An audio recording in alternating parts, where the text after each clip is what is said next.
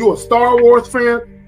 Because you'll be amazed at number one, that a lot of women might be into the shit that you're into, but you're so worried about her judging you that you don't give it half a chance. But also some of the things that you're not into, you'll be amazed at how women would want to get into it because they want to get closer to you. A lot of times they say shit like, "Oh, I'm free on weekends," or I'm usually free on Thursdays," or whatever the hell. So if it makes sense, then I schedule a date. If she really liked you from the get-go, there would be no reward system you would have to look for to do anything for, right? Because it would automatically be there, And I like to do this in conversations sometimes. When you're speaking with somebody and you'll hear a girl say something like, "I'll never do this," or "I don't like this," or "I don't like that." And then you'll notice you'll say, "Nah, I kind of like it. I like it when blah, blah." And she's like, well, yeah, when you say it like that, I like it, and it's just kind of like, yeah, you switched up awfully fast for somebody that just really said they don't like something. And so, there's always been clues out there for fellas to understand, like, yo, if they really like you, they will change their whole political party. They're not giving her real instruction. They're not letting her know what it really is. And most dudes don't do it. Most dudes don't say what it is because they're afraid to hear no, or they're afraid to bring up sex too early and all of this and all of that. But the bottom line is this. Either, again, and somebody said it, either she's feeling you or she's not. You understand? Either she's feeling you or she's not. We got to stop all this nonsense, man.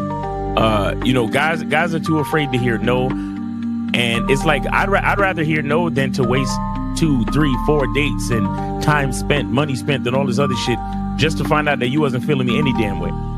You see what I'm saying? But so with me, first date is cool. If you don't want to do it on the first date, no problem. You could be on your period or whatever it is. There's a lot of things that could be off on the first date, right? It doesn't matter. But second date, you gotta know what it is. For me, I like exclusive vagina to me. And that's because I don't want to catch nothing to have my later years messed up. And I like to stroke without no condom on. It feels great. So I like it. So you like to be hugged by the sugar walls? You like to be hugged? Yeah. I like that velvet, plush velvet. The smoothness. So, but even then, Jay Roman, I hear you.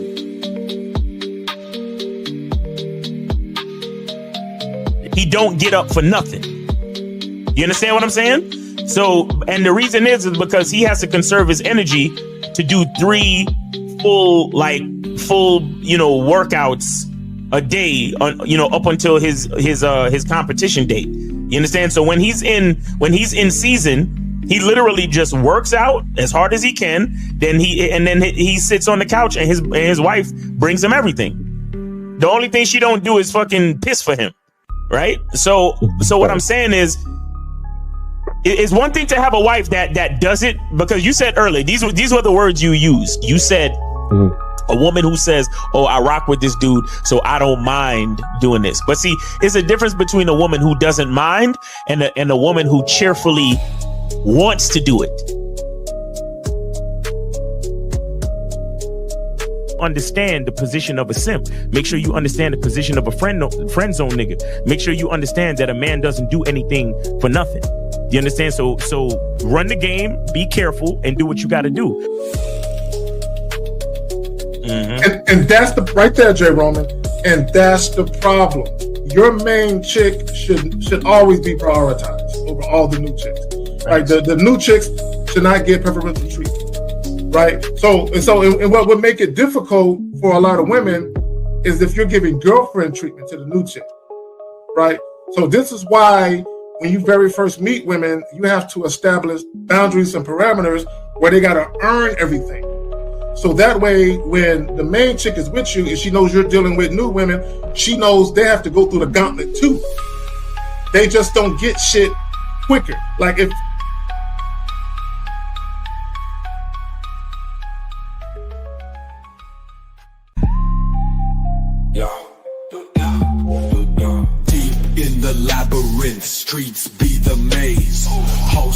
the mic, Kerry K setting the blaze, sagging.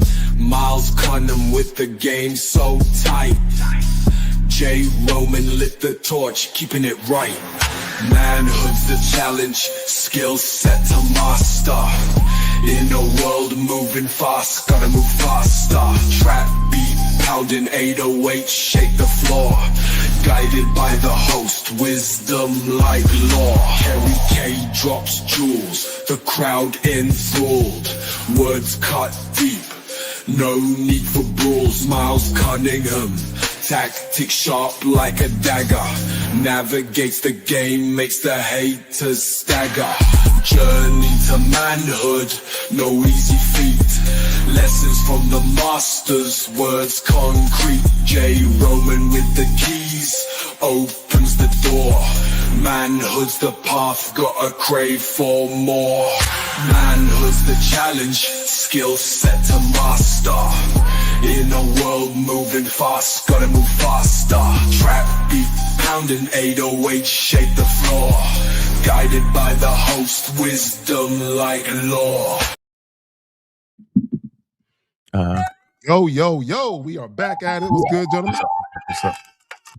What's going on? What's going on? KZad, we got Mr. Justin in the building. What's going on, guys? Yes, sir. Yes, sir. Justin, you good over there? Oh, you on mute. Oh, my bad. Yeah. There you go. What's going on, fellas? We can't have you zagging so early, bro. That's leave that for me. We need you to be straight, right? Yeah. What's going on, man? Yeah, doing well. Yeah, trying to deal with Amazon and their publishing stuff, but waiting for them to publish 3 of my books now. Oh wow! Just How many books you got? All right, congratulations. Thank you. Hold on one second. Skills. Right, well, he's handling that. Mr. Cunningham at an undisclosed location. How's life treating you, bro? Oh, life is great, man. I cannot complain, man. Just happy to be healthy. It's sometimes when you go on trips and you do different things, and you realize like the physical strain you put on yourself just to enjoy yourself. It's like you gotta be grateful that you can actually do it. Like, you know what I'm saying? Because I'm doing a lot of walking and hiking, and it's crazy, man. It's crazy, but it's a beautiful it's fun, but like you said, it is a physical strain and all that. Yeah, that's a fact, man. But I'm happy. I'm happy I could do it. I'm grateful every day. Look, I had a proud dad moment yesterday. Nice. My 11-year-old, he came over. He wanted to pick something up, and he said, "Dad, you got some ice?" His mother brought him by. He said, "Dad, you got some ice?" And I said, "For what?" He was like, "Right here. I got into a fight today."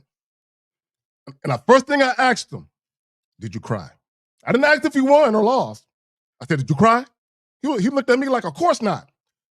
I went like this. Woo! I'm like, "What happened? Tell me what happened." Like, all I wanted to know was, did you cry? Because if you did, I'm about to change your last name to your mother's maiden name. Right? So it didn't matter if you won or lost. I just want to know if you cried like a bitch, right? Right. But he got into a fight with an older kid and he won. I'm like, oh yeah. Look, Okay, that's what's up. I brought him a new pair of shoes. He got a new pair of Nikes. Shout out to him. Nice. There's that saying, I'm sure you guys have heard, that there's particular moments in a man's life, particular small moments in time that determine what happens and sends a long trajectory in that direction. And we have a few of these moments in our lives, and that's one of them. That's one of those moments, because had he gone the other way, that would have set a domino effect of other things. You know what I'm saying? So his instinct worked out really well. It said, you know what? No, like something in him said, no, I'm not going to cry about this. I'm going to handle this differently. And that set the dominoes going in another direction. Facts. Yes. And I'm glad you said that, because women typically don't understand that, but a lot of men don't understand that something that seems so insignificant, because it's not insignificant. It can literally have an impact on his teenage years and his young adult years. You know what I'm saying? Like, oh yeah. Yeah. Like if you had a bully or something like that, like when you're in like middle school or whatever, elementary school, it's that moment where he's like, either I'm going to stand up for myself or I'm going to cower. And depending on what he does in that moment, it really sets a tone for a lot of things going in his life heading forward. Facts. We got Jay Roman in the There building. you go. What's up, Jay? What's up? What's up? What's All up, right. man? Unfortunately, These phone lines on. I have to tell you guys. We good with the phone lines? Yeah, we go with the phone lines. Yeah, Well, go Jay ahead, Roman. Jay Roman. I cried during every fight I ever had. What? Wait, did you say during? So like, Yeah. while the fists are flying, you got tears yeah. just like flailing, splashing out around your You face. know, But I don't- was it angry? I Was you don't crying because you recount- were angry or crying because you were hurt? There's two different things.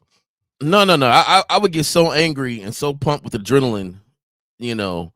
Like I didn't know I was crying when I was fighting, but at the end of it, See, you know, I'm standing there and you know, I got tears coming down my eyes. Yeah. You know, and it wasn't like I was concentrating, like, oh my God, I'm crying. You know, it would just be like my friend, one of my close friends was like, dude, every time you fight, dog, you cry. You know, and I was like, no, I don't. And he's like, yeah, man, you do. Like, you do. I think You that's know, different. and I think that's more overwhelmed rather than crying. There you go. That's a difference. Adrenaline. Yeah. So, you know, I got in a lot of fights when I was younger, We're talking about like being a bitch crying. That's different. Oh, okay, like curling up and crying or something like. Like Yo, no, like I crying, remember. like ow, like that hurt. Don't hit me, ow. Right. Yeah. Oh, Being no. a bitch. Like we can't have that. Jay Roman, I had one of those. And it was a day I fought my bully. It was a day I fought my bully, and it was one of them situations. I had a bully in elementary school. I think it was like second or third grade. Third grade, yeah. And it was one morning, and I just knew I was going to take it to him. And I just I got into class, took my book bag off, and walked straight over to him. And with tears in my eyes, I just started punching him in the head until the teacher came to break us up. And I had tears going down my eyes because it was like, and that was the last time he ever bullied me. And that was a beautiful day for me. That was a beautiful day for me. But I had one of those, bro. I had one of those. I remember the day I fought Miles, and right there, my Miles. bully, man. Yeah, I remember the day I fought Miles, my right there. Oh. I know there's a delay. Real quick, let me get this off, Jay Roman. You got tired of being afraid. Exactly. You got tired when fear is so overwhelming. You either let it paralyze you or you fight back because you're just tired of being afraid. And it's not necessarily I'm being brave now. I mean, you can look at it like that. I'm so tired of being afraid. I got to do something about it. Mhm. And sometimes that fear would make you do something to that person so you can stop being afraid. Mm-hmm. Yeah. That's what's up, go though. ahead, Jerome. Yeah, I don't like bullies. I bully bullies. Go ahead, Jerome. No, I remember I fought my bully, man. I was like, you know what? This is it. So we went to the garage and we you take a sock, you hold a sock, and you put another sock over your hand to make your homemade boxing gloves, right? So we made our homemade boxing gloves, and I'm like, look, man, meet me in the garage. And so I attempted to fight my big brother. I lost that day. But you know, I kept fighting my bully, my big brother, until, you know, he moved out. And then I realized, like, okay, you know, but nobody was bullying me at school. Now forget that, man. Okay. You ain't getting nothing from me. Right. You know, my mom used to, the only time that I ever had a moment where I was in trouble from school, from fighting, that I survived because my pops wasn't going for that, was when my mom promised, she sat me down and she took, you know, I got 6 brothers. So she sat us all down and was like, hey, you know, please, no fighting at school. Like, you know, the next school you got to change. I'm going to make you walk there, you know, all this other stuff. And so I promised her, I'm not going to fight. I'm not going to fight, Mom. And so this dude was kind of messing with me all year. And I just remember that promise I made to my mom until finally I had to whoop his ass because that was enough. And I'm sitting in the principal's office and my pops got his big old hands like on the back of my neck, you know, and I'm just like, oh man, I'm about to get it. Because, you know, the ultimate was at home, and the teacher came in and was like, hey, you know, I'm surprised he didn't do this earlier. This kid's been messing with him all year long. Right. And I'm like, oh, I'm like, whoo, okay, you know. in the back of the station wagon. You know, we had one of those station wagons. I'm in the very back. I hear my dad go with the wood paneling and shit. Yeah, wood panel. You know, the Oh seats my raised up. God, they had a Winnebago or Raised something. up, you know, I'm aging myself a little bit with the seats raised up. Right. And I hear my pop goes, "Oh, so you was at that school being a punk all year long, huh?" He was mad at you for not fighting early. He was mad at me for letting it go so far. Yo, you at that school being a punk, huh? Yeah. And I kind of looked at my mom like, Mom, this is your fault. Like, I shouldn't have listened. I should have whooped your ass a long time ago. And shout out to Renee P. Go make sure y'all go to Cunningham Elements and get y'all shea butter, man. Appreciate you, Renee. No, I'm gonna age myself with this one, bro. When I was in elementary school, I was Persian Hill Elementary, right? In Fort Meade, Maryland, bro. Miss Brooks, the principal, Miss Brooks, black principal, drove a Cadillac. Back then, they had corporal punishment, where the principal could paddle your ass. The paddle, yeah. Bro, I remember that. I stayed in her office getting paddled, bro. I never got suspended from school, but I stayed in her office getting paddled, bro. And she would be on the phone with my mom, because my mom was at home. She would have the paddle. Okay, Miss Randolph, I just got you on the phone. Right, I stayed in there, bro, because I would always get into fights. But I never got suspended from school, though. But let's get to this, though. We had a family rule that if we warned you 3 times, we could fight and not get in trouble.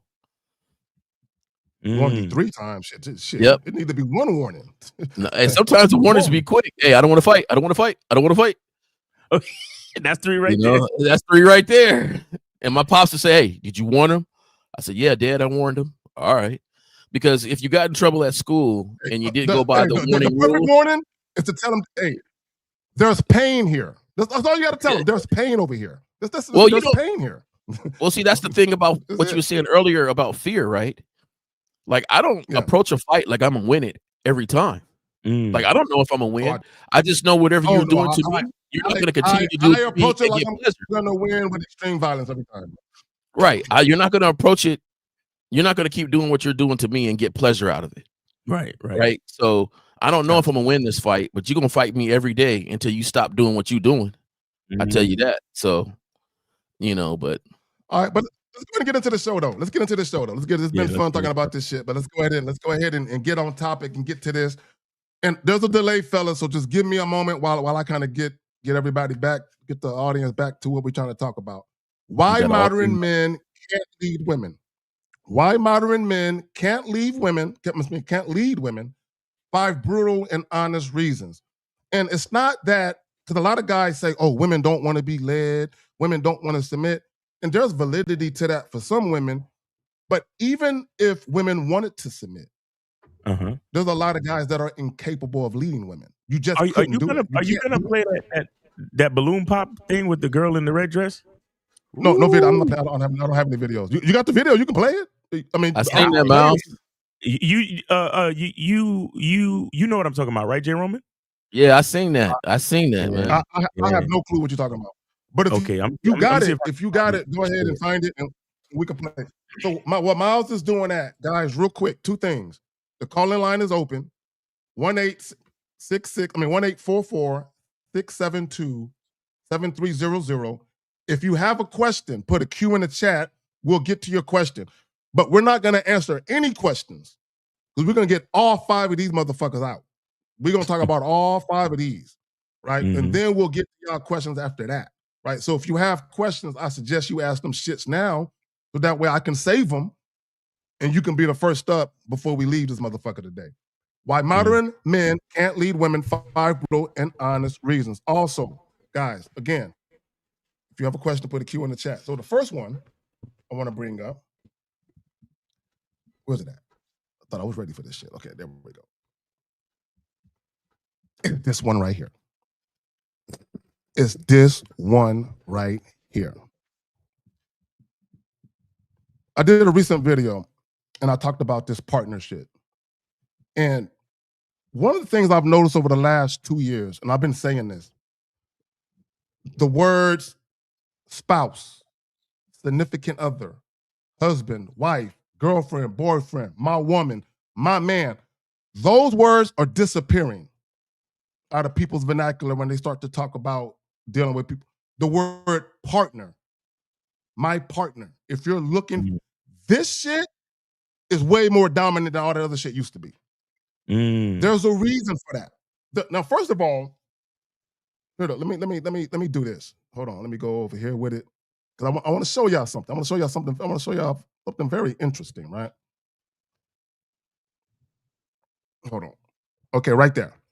The word partner gained popularity for significant others starting in the early 70s and 80s within the LGBTQ. That's where it started. Mm-hmm. It started with same-sex couples, period. This is where it started. Now you have goofy heterosexual women, I said it, and goofy heterosexual men using this shit. All you motherfuckers are goofy, right? Now, understand this. The reason why it's being used and it's so dominant is because it started with feminism, okay? Feminists don't like the idea of men being in charge. They don't like the idea of submission and taking a backseat to men. They don't like that. Okay, I'm talking about real feminists. I'm not talking about goofy chicks on the internet. I'm talking about real feminists that have movement. That's where it started, right? Because the average person is weak, men and women. Some of y'all listening right now, the average motherfucker is weak. Y'all are sheep. Y'all follow trends. Everybody started catching on to this shit because it's popular. And y'all are so dumb that you don't understand what you're doing. You don't understand. You're using a word that sounds cool and you don't understand. And here it is. This is the main point I want to get. And I'm going to pass it right back to y'all. Right? Its modern, widespread use is a catch-all term for any serious, significant other, right? Now, here's the thing. Recognition in heterosexual couples seeking a more equal and modern label. Men and women are not fucking equal. We're not equals in relationships. I will say this to women, because I'm not a misogynist, right? And I'm not a male chauvinist. In the workplace, we can be equals. Equal pay, equal job responsibilities, whatever. In my personal life, my love life, sex life, whatever you want to call it, bitch, I'm running this. Period, 100%. I'm running this. You're not running anything. No, you don't get a say-so or a vote. I'm running this, period. And the problem with a lot of guys are like, well, you got to give a little leeway. No.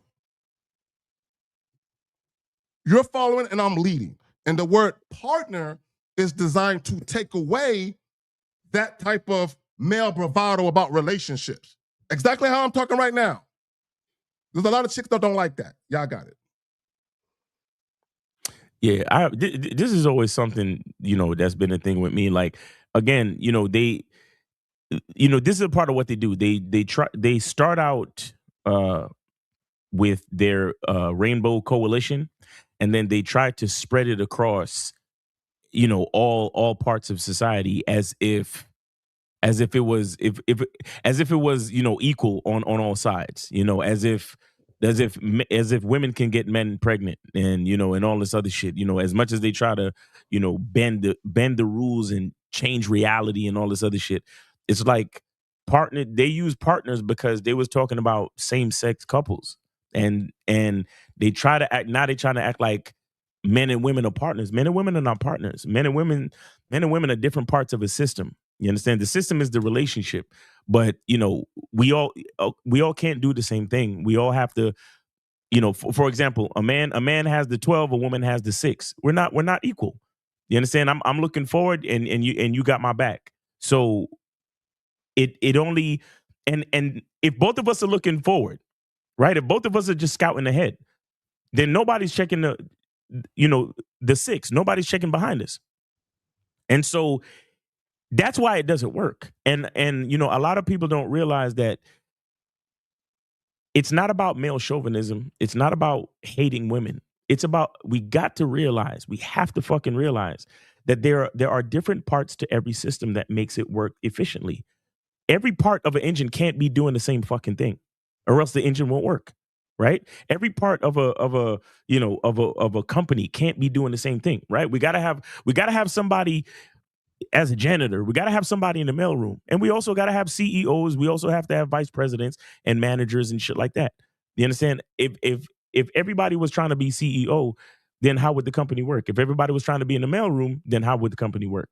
So the bottom line is just realizing and coming to terms with the reality that it's we all have to do different things in order for all of this stuff to work. It's and not realizing that is what's going to keep us stagnated. Yeah, you mentioned same-sex relationships. Even in those, they don't. No, I'm saying they don't even have that because the whole top-bottom dichotomy started with them. It started with gay guys. They knew there's no equality. There's a top and there's a bottom, right? So I think it's just other people who are just taking things and spinning them out of, probably just, purple-haired feminists, that sort of thing. Right. Exactly. J. Roman. This is one of the subjects that, talked about many times before. And I think you hit it all on the nail there, Zach, with your definition and description of everything. It's one of those things that has been proven over and over and over again, that we can't keep covering the same thing. We can't be equal. It'll never be equal. Even if a guy really wants it to be equal, because, that means that, they're equaling all the way down. They're equaling their pay. They're equaling their bills. They're equaling when times get, hairy or somebody's banging on the door. He can go to her and say, hey, go ahead and go downstairs and open that door. I know it's 12 o'clock at night, but it's your turn. It's your turn. And that doesn't happen. It doesn't happen. And I always think of, your legacy, right? So here you have it in a household where we're both trying to cover everything. That means some things are missed out because naturally we're going to cover one thing or another thing better. And if there's nobody really focusing on nurturing the children, then that's going to be missed off because you're too busy trying to do what I do. Or if I'm too busy trying to do what you do, I'm not going to do it like you would do it. I'm not going to do it as good as you would do it. And that's the thing that normally happens is everybody's trying to be the one to make a decision. A lot of times decisions really don't get made. Right. And if they do get made, one person is mad at the other. Well, I didn't really want that. Well, I didn't really. It just doesn't work out completely. And I've never seen it work out even in. Yeah. Jay Roman, real quick. Let me say this. Let me say this real quick. I remember years back, my ex-wife, right? She called me because she had a flat tire. She had our sons in the car with her, and she called me, right? Now, if I wanted to be equal, I'd be like, why are you calling me for? Take the boys out the car, tell them to sit next to the car and change the fucking tire. I'm trying to play this Xbox. You're disturbing my game, right? I mean, we equal, right? Because if I was on the road with a flat tire, can I call my girl? Hey, girl, look, I'm gonna need you to come help me with this tire. We equal, right? So I'm sitting at the crib 15 minutes away. I said, you know what? I'll be right there. And the reason why that happened is because she was a woman who was completely submissive to my program. If she wasn't, I never would have came and changed that tire. I would have been like, fix that motherfucker yourself, right? But because she's dealing with me on my terms, the relationship or marriage is moving how I wanted to move, she can ask me for damn near anything, and I'm there, right? But that equality shit, nah, bitch, you got it. Miss Equal, but y'all got it. Equality is on the lines of emotions, right? Because the equality never really benefits the man, right? So if we had equality, that for me, it never benefits the man. It never benefits the man. That means I'm paying less in this household. Because men are literal. We're going to make sure, hey, when you say equality, every other dinner is going back and forth. It ain't going to be I get 3 dinners and you get 1. And, no, we're going to equality down the line, straight down the line, because that's what you want. That's actually adding more to their plate. And they don't really mean that, though, right? It's only in an emotional aspect of how they want to feel. I want to feel like I don't have a leader I'm following. I want to feel that, I have more say in this. I want to feel, and that's where the equality comes in. Well, and to that end, Jay, I would say that women don't benefit from equality on an emotional level either, because it's not fulfilling. Nope. It's not fulfilling in a very deep sense. It can be fulfilling, say, on a superficial sense, in a way that, like, when a girl sort of engages her, some kind of masculine energy, and she feels like she has power, she has say, she has direction, and that sort of thing. And that's a very superficial emotion, or sorry, a feeling that that feels good. Like, it really feels good to be in masculine energy. Like, it's just, you get shit done. Like, people just behave differently around you, that sort of thing. But so I get that it's intoxicating, but it doesn't penetrate very deep inside them. It doesn't make them feel grounded and whole and peaceful and full of love and all that good shit. And so I would say the equality, it breaks down polarity, it reduces polarity, and you get sort of like, everybody gets a little shade of gray, and that's it. And like, if you're really getting things to be an like equality level, is everyone just gets this a very shade of gray, and there's no polarity there. And they wonder why, like, attractions drops, why there's, everybody's just kind of even keeled. And it's like, okay, well, you don't have you don't have a relationship there, Right? Because there's no polarity at all. Exactly. Yeah. Have you ever? Yeah. Oh, go ahead, Mouse. No, real quick. It's just like, if everyone was rich, then who's rich, and if everybody's pretty, then who's pretty? You know what I'm saying? Like, it's Right, like Incredibles. Yeah. Remember that with the syndrome? He goes, and when everybody's a super, then nobody is. Exactly. Right. If everybody's a super, then nobody is. Like, this is exactly why we can't all be the same, and that's why the plight for equality and all that stuff is that type of equality is misguided. Go ahead, J. Roman. No, I was gonna say, have you ever been like working in the yard, or you're doing something and you turn around and your woman or a woman is just staring at you, right? Yeah. And they're staring Yes, at you because all the it's time. turning them on while you do that, Mhm. because they like to see that work and how you're doing that. But then when you come in the house or whatever, they want you to split their duties. Right? Never your duties, right? For me, like, I'm outside. Hey, I'll take care of everything outside. Yep. I'll wash. I'm not cut doing lawn and domesticated do shit all from that outside, stuff. cutting grass. And Yeah, I changing do all oils. that. What the fuck we doing? Yeah, I'll do all that. But I never hear somebody says, Yeah, I "Oh, do let me come out there and rake the leaves," because I want to be equal with you when it Right. comes to doing the lawn. They know, oh, let me wash the tires while you're washing the car, Right. because I want to make sure we maintain this equalness. It's only inside on their duties where they say, "Oh, no. Why do I have to always do this? Why do I have to Yes. always?" I never heard somebody say, "You know what? You pay bills every month. How about for the month of December, I pay the bill?"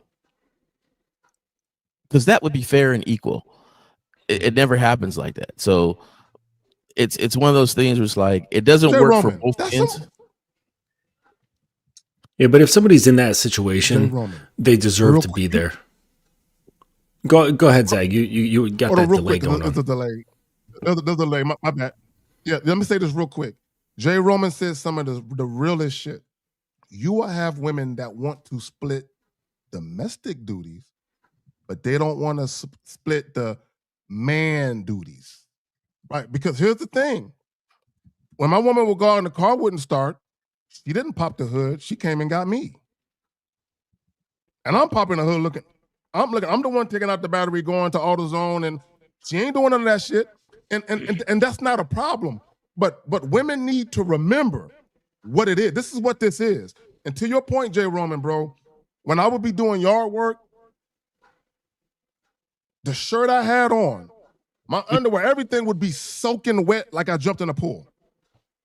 Like literally like I jumped in the pool and came back out. That's how sweaty I was from doing yard work in this Texas sun, bro. And my thing is, how many women are going to get out there and do that kind of yard work when they actually have a man in the home, bro? Not many. Right. Yeah, I got it. Mhm. Yeah, I was just gonna say, if somebody's in that Let's go ahead and position, do it. they Miles. deserve it. But yeah, let's pop to this video. All right. So, yeah, this is what I was talking about, in reference to the title It says why modern men can't lead women, 5 brutal reasons. And this is just an example. I was checking this out. Yeah. This is one of their latest episodes, and then this is one chick on the episode, and she's talking. But I'm gonna just let it play, and then I'll let y'all figure it out. Well, that's why. So okay, and just they asked what was I think he's asking her what her perfect first date looks like or something like that. My balloon, because clothes and hair is not the only thing for Right. me. You know, Yeah. I'm trying to see where your mind is. So I'm gonna let you ask the question because you are the initiator, and I'll follow that. Okay, so you see, you're dealing with a woman that understands that the man is the initiator, right? It just like, again, we get them pregnant, not the other way around. Okay. So what does your initial first date look like? And also keep in mind that she's the only one with her balloon still. So that means she's the only one that's still interested in the guy. Non-influenced. My initial first date is asking him where he wants to bring me. All right. So again, she understands it's about the man making the plan for the date. And daytime, is he a planner? So I will know kind of where he's at and what he has in store and what type of life I would be walking into. So my initial first date would be up to the man. I would not want to be the one planning that. Yeah. Okay. Miles, can you pause it? Like plan like what type? She said something that I caught. She said, what I would be walking into. And what she was saying is, depending on how he plans the date, gives me some insight into what I'm potentially walking into. Go ahead, Miles. And I would say this. I was so disappointed with his first sentence that's about to happen. We didn't hear it, because Zag, she goes even deeper. This is exactly why I brought it up. This is exactly why I brought this video up. And I to my lady because I just discovered this video because of her. She put it on her story, and I got it from her. But when I saw the title, I was like, "Yo, this is perfect." But yeah, let's go. What he has in store and what type of life I would be walking into. So my initial first date would be up to the man. I would not want to be the one planning that. Yeah. Okay. Well, I wasn't saying like plan like what type of stuff would you like to do on the first date? As far as are you into? I want to do what he wants to do. Pause it. He ain't getting it. He's not getting it because he's not getting it. It's not registering to him. He's been conditioned to think about how can I impress you? Right. How can I make you comfortable with whatever I got going on? Look, this is exactly, and shout out to UK Zag for the title and the topic, but this is exactly why modern men can't lead, because all of them are seeking validation from their mother. You get what I'm saying? All of them. So what do you like? And she's like, whatever. Remember Coming to America, right? When they gave him his queen, this first queen in Africa. Yep. In the first queen, the one he should have married. Exactly. Yeah. And he was like, what kind of music do you like? And she was that like, would have been such a good movie if it went that way. Yeah. Exactly. You know what I'm saying? And he was like, what kind of music do you like? And she was like, whatever music you like. And he was like, what do you like to do? Whatever you like to do. And this woman is giving him that. And again, and this is what people don't understand. It's not about a woman being a robot. It's not about that. It's about the woman. And like she said, I want to realize what type of life I'm walking into. So the man has to present his honest masculine identity, his authentic self to me, so I can make an educated decision on if I want to continue to walk through this life with him. But he's too busy trying to ask her what she wants to do, which is why he can't that part. lead. Miles, right there. And she keeps guys redirecting. Yeah. Hey, Zach, always just keep going because I'll stop. Zach, we got freeway, man. Yeah. Okay. All right, real quick. And I don't want to belabor the point, but I want to make sure guys understand. When you are getting at a woman and you don't know how to plan anything, women can't trust you. I need guys to understand how important that is. If you don't know how to set up and plan a date without first getting her approval and seeing what she likes first, women can't trust you. because what you're showing her is he don't know how to make decisions without a woman's input. Exactly. And that's a problem. I got it. Exactly. Go ahead, J. Roman. Oh no, I said that's It goes even further than that. This dude still doesn't. She's repeated it 3 times so far. All right, exactly. All right, let's go. Oh, I like that. Yeah, To do on the first date, as far as are you into? I want to do what he wants to do. Oh, I like that. And Yeah. real quick, I'll just say this. Look at her face. She's getting frustrated. Like she's getting frustrated. Like this nigga, he's not getting it. Like, Okay. Hey, 'Cause I'm You know why, Miles? replay it, Yet another replay it. pussy. I met another pussy. exactly. Exactly. Yeah, go ahead. Hey, Jay. Mouse, just replay it from the beginning and let's not stop it because Okay. you can really feel his uncomfortableness in this situation and her kind of realizing like, you're not getting it. Yeah. All right. And you could hear in his tone that he's not heard that before. He's like, "Oh, I like that." It's like, yeah. Imagine if he's heard that like 20 times from 20 different women. You know, it would be just regular. Exactly. Like he would be expecting her to say something like that. Right. All right. I'm gonna play it. be where your mind is. So I'm gonna let you ask the question because you are the initiator, and I'll follow that. Okay. So, what does your initial first date look like with a man? My initial first date is asking him where he wants to bring me, and daytime, is he a planner? So I will know kind of where he's at and what he has in store and what type of life I would be walking into. So my initial first date would be up to the man. I would not want to be the one planning that. Yo, that's 4 times. I'm sorry. Yeah. And she said, "I would Well, I not wasn't want to be the saying one like planning what that." type of Yet stuff he asked her. Right. Would you like to do on the first date? As far as are you into? I want to do what he wants to do. Oh, I like that. Yeah. Okay. Because I'm there to learn him, Yeah. and I'm there to know him, But he got to learn you too, though. and he'll learn me when I walk into his world. Okay. God damn. Okay. No, But why- no, he doesn't have to learn her. Notice his body language. How he No, keeps looking not to at the all. ground. Notice his body Let language. me how say he this real keeps quick. looking to the ground. Because he knows that he can't fuck with her, bro. He knows like, oh man, I can't. Exactly. He knows that woman is the type of woman he can never really attract. Let me Oh, right here, it's how he's more. behaving. It The gets average worse. guy behaves like him. This is the average guy right here. The average guy is Right. him. Y'all got it. All right. Sorry, I'm gonna pull it back one time and then we're gonna play it straight through. Go ahead. So do you guys have any questions for one another then? Everybody I mute guess I themselves. ain't her type though. She said, right? I don't know. Is that going to be a pop for you then? If she It ain't. I ain't popping. Wait, did I not? Okay. If he's saying he's not my type, then that means he's gonna stay the same. Oh, No. Because then what I said didn't matter, right?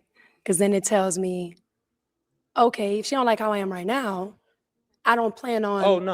I understand what you're saying, but yeah, Yeah. clothes could be changed, hair could be changed, all of that. Yeah, Mhm. if that's just what it is for you. He's already trying to change himself for this chick. Yeah. Well, that's why I have my balloon, because clothes and hair is not the only thing for Right. me. You Okay. know, Yeah. I'm trying to see where your mind is. So I'm gonna let you ask the question because you are the initiator, and I'll follow that. Okay.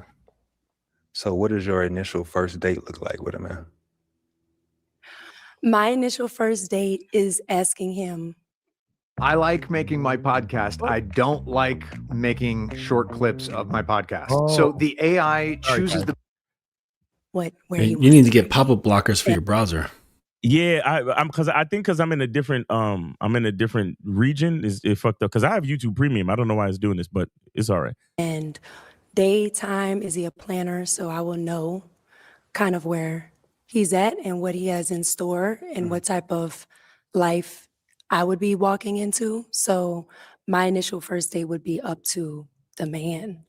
I would not want to be the one planning that. Yeah. Okay. Well, I wasn't saying like plan like what type of stuff would you like to do on the first date? As far as are you into? I want to do what he wants to do. Oh, I like that. Yeah. Okay. Because I'm there to learn him, Yeah. and I'm there to know him. But he got to learn you too, though. And he'll learn me when I walk Miles, into his Miles, world. I hate to do it. I Okay. hate to do it. God damn. Okay. Can you But pause it walk real quick? into I hate to my do world. it.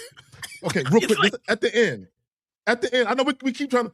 At the end, when she said, "I'm there to learn him," see this particular woman right there. She is the type of woman where her default setting is to be a submissive woman to a man, but she can only be submissive to a certain kind of man.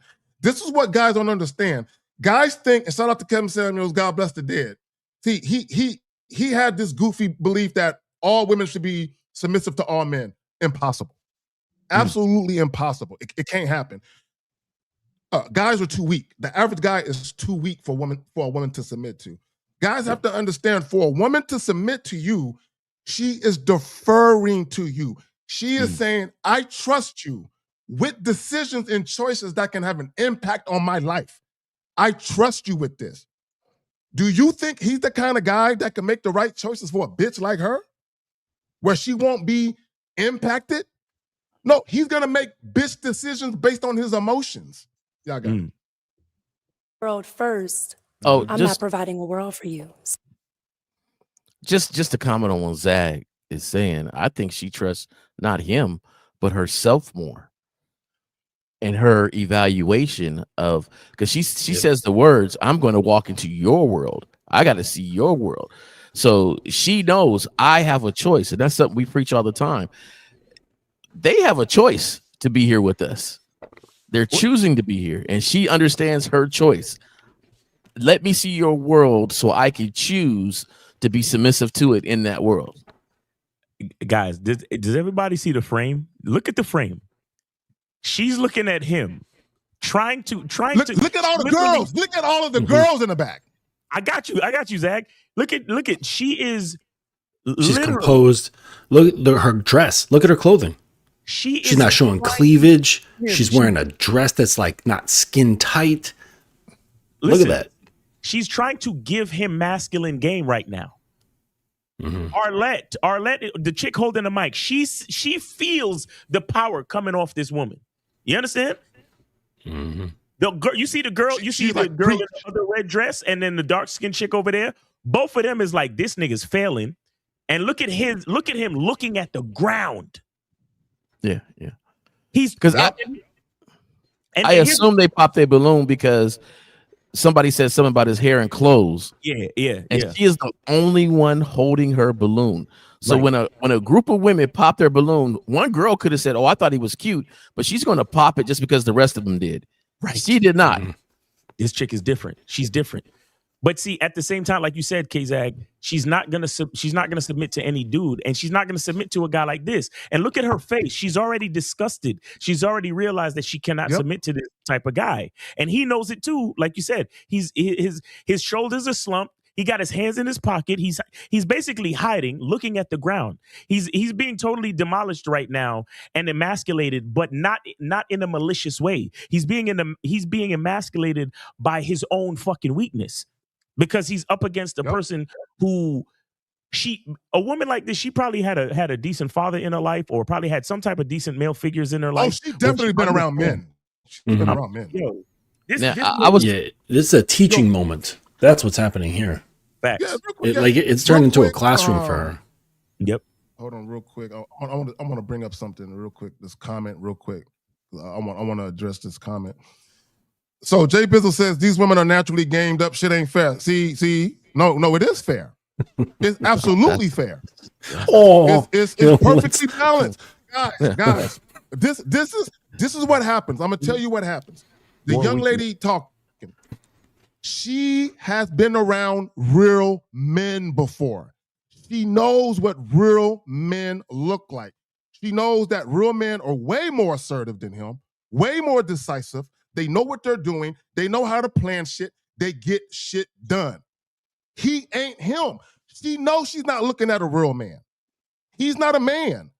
And here's the thing. A lot of you guys, when women get around real men and then they meet you, you pale in comparison. It goes like this. This is exactly how it goes. This right here.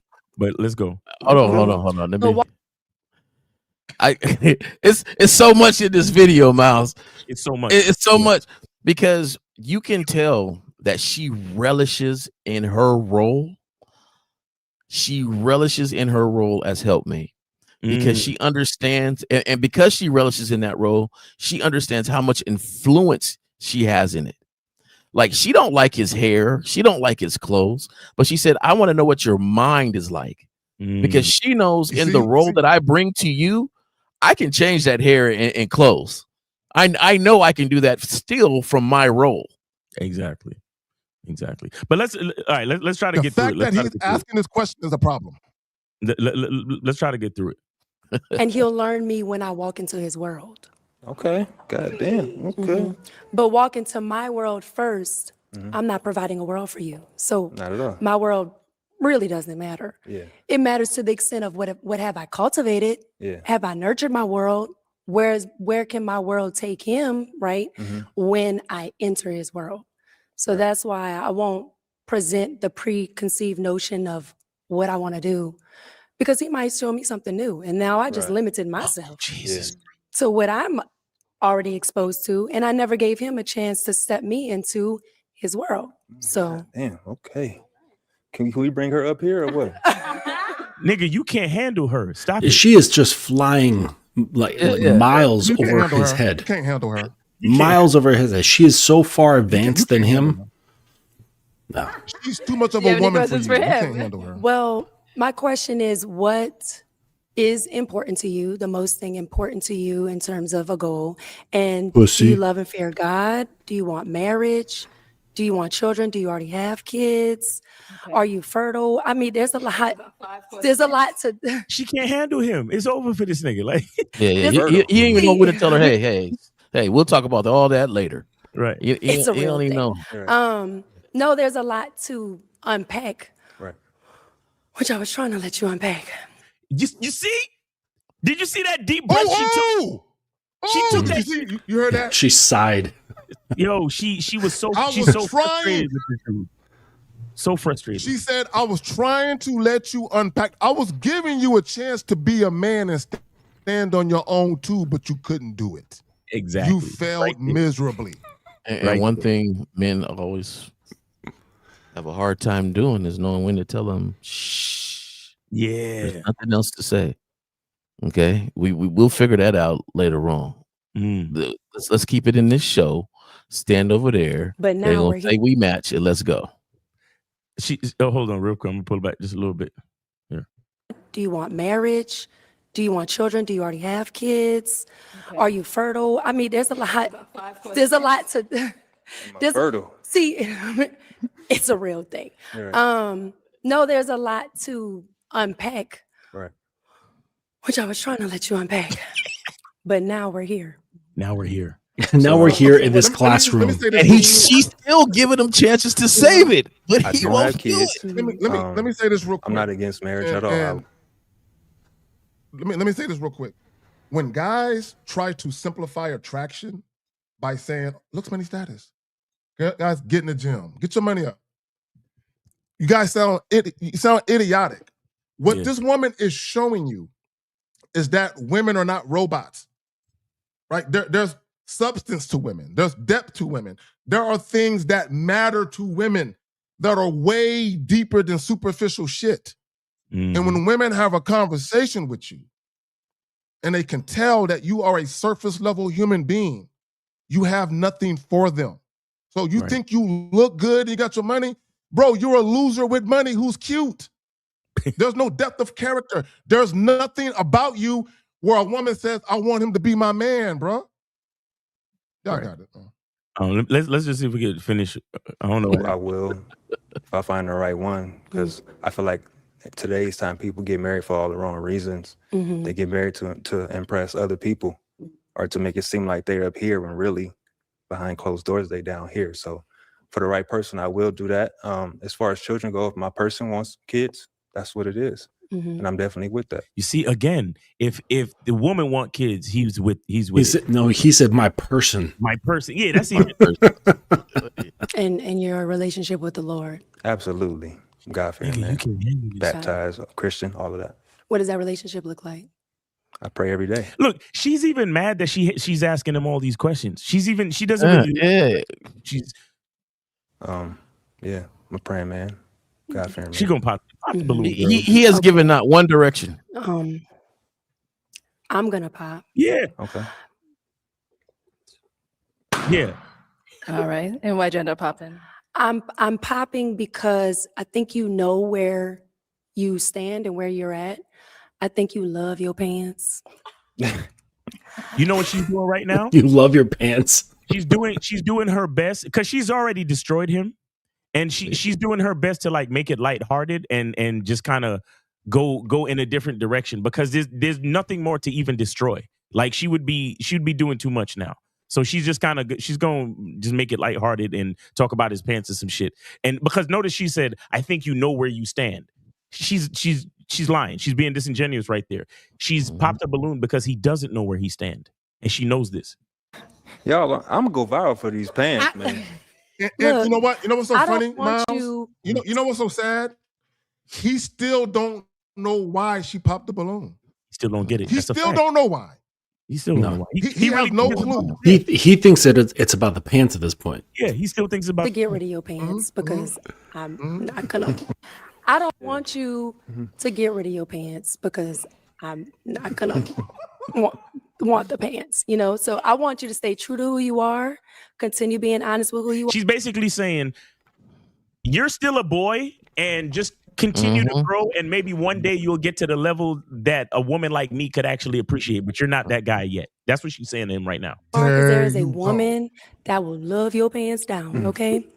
And she just won't be, me. And And I want you to understand, she keeps referring to the pants to dangle the keys in front of the stupid masses who don't realize what's actually going on. Yeah. Do you understand? Like she's doing a redirection for the people who the whole conversation already went over their head. She's like, yeah, let me just talk about the pants because most of you motherfuckers don't get this. Yeah. and that's okay. It looks like you love your boyhood. Right. It looks like you love your meekness. Yes. It looks like you love your indecisiveness. Your looks And hey, somebody else might love that, but also, Jay Roman, you're not ready to lead a woman because you can't lead yourself yet. So, it seems like you're comfortable there. I've gave you multiple opportunity. And so I'm even rambling on now and you still haven't said nothing. So you're not even for me And she just won't be, me. And that's okay. That's okay. But at least you were able to, let me know what's up and I got the vibe and I'm it's clear. Right. And thank you so much. I really appreciate you. Thank you. Seriously. Yo, shout out to that chick, man. For real. Shout out to her, bro. Yep. Good manners. She even set him down with grace. Yeah. Yeah. Bro, that's what I'm saying. Like she just like you said, you said it perfectly, Justin. She set him down with grace. You understand? Because I want you to understand that if you watch that Pop the Balloon show, there's so many women on there that they'll curse at these men. They'll be very disrespectful to these men. They'll be very confrontational. And I want y'all to understand that to only the people that really know how heavily she destroyed him without having to be so vulgar and confrontational as those other women. Do you understand? Like she took him apart and he didn't even realize she was taking him apart. Exactly. With every fucking molecule, she broke him down to his atoms. He's done. She spoke with him. She conversed with him. Yeah. Right. They had a conversation, and at the end of that conversation, she realized you're not for me. She fellowshipped with him. But that's a conversation. That's not, when people talking and getting down on you and getting at you. That they had a conversation, and at the end of the conversation, he realized. Well, he knew from the very beginning when he turned away, didn't even look at her in her eyes, and let her continue to talk. Like I'm quite sure. I will bet some money that all four of us on this panel wouldn't have let her get that far in the conversation. Right? It'd have been like, okay, we'll figure this out. Come on over here. We're done. There's no more to talk about. And truth be told, none of us would even be on that show. This conversation would be at a bar, at some nice event somewhere, you know what I'm saying? Or we met her somewhere or whatever it would be. Because men like us don't get on those type of shows or panels. Like, it doesn't even make sense. So yeah, he had no real quick. 'Cause I know we got about an hour left. Real quick, I want to get back to the show and the call-in line is open 1-844. Yeah, the call-in line is open, man. 803. Yeah, If you want to call back, definitely 803. If you could hear me and you want to call back, please call back. But I just didn't want to interrupt that video, man. I felt like that video was way too powerful, and I wanted to get through the video. So 803. I'm glad. If you call back, I apologize, but sometimes I can't stand when they call while we're trying to get into something heavy, and I just didn't answer it. But if you want to call back, please call back. The phone lines are open now, guys. Go ahead. It's all good. Look, real quick, let's get to the second reason. The second reason why modern males can't lead women. Most men have made sex the goal instead of the byproduct. What does that mean? That means I live my life and just do me.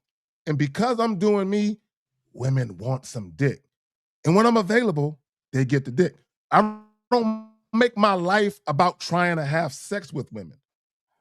It just so happens I run into women who want to have sex simply because of how I'm living my life and moving. I'm moving right.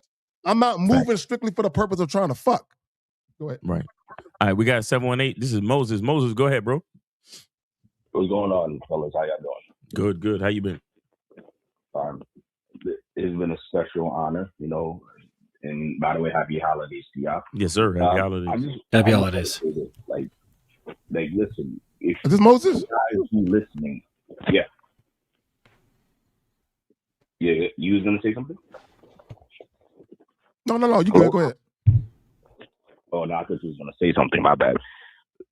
This is the reason why men with game don't go on these pineapple shows, because when you go on a pineapple show, you already lost because you're following the women. Because women, you have to understand something. Women, a lot of times, women pop their balloons because they don't want to be seen as they are interested in you in public.